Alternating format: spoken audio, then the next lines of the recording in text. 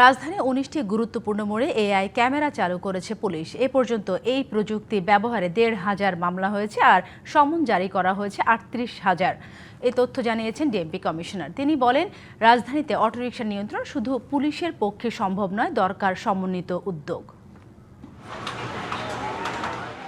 ঢাকার ট্রাফিক ব্যবস্থাকে আরও আধুনিক ও প্রযুক্তি নির্ভর করতে আর্টিফিশিয়াল ইন্টেলিজেন্স বা এআই ক্যামেরার মাধ্যমে যানবাহন পর্যবেক্ষণ ও আইন প্রয়োগ কার্যক্রম শুরু করে ঢাকা মহানগর পুলিশের ট্রাফিক বিভাগ।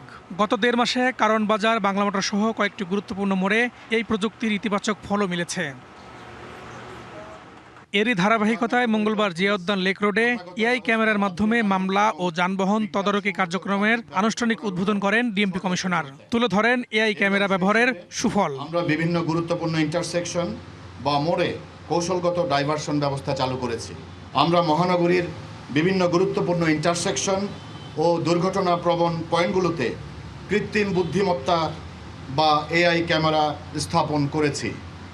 ফলে ট্রাফিক ব্যবস্থাপনায় এক অভূতপূর্ব ও দৃশ্যমান উন্নতি সাধিত হয়েছে। ঢাকার রাস্তায় দাপিয়ে বেড়ানো অটোরিকশার নিয়ন্ত্রণ নিয়ে প্রশ্নে ডিএমপি কমিশনার বলেন, এ বিষয়ে নিয়মিত অভিযান চালানো হচ্ছে। তবে শুধু পুলিশের পক্ষে এ সমস্যার সমাধান সম্ভব নয়।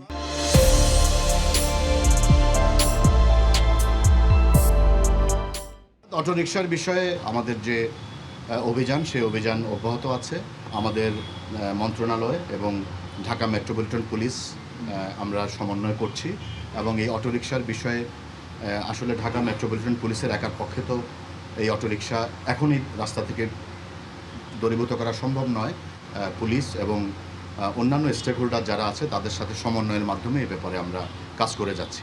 এআই ক্যামেরার নজরদারির ফলে চালকদের মধ্যে ট্রাফিক আইন মানার প্রবণতা বেড়েছে এবং যানজট কমে এসেছে বলেও দাবি করেন ডিএমপি কমিশনার। চালকদের মধ্যে নির্দিষ্ট লেনে থাকার এবং সিগন্যাল মেনে চলার একটি ইতিবাচক প্রবণতা তৈরি করেছে।